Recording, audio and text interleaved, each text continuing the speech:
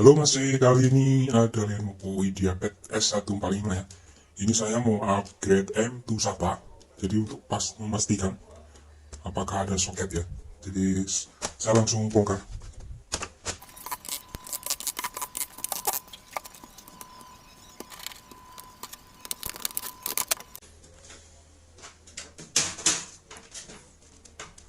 Ya, oke. Ternyata ada ya teman-teman. Jadi buat teman-teman yang mau upgrade M2 SATA untuk versi S145, ini soket M2 nya ada ya. Nah ini oke ya, berarti aman.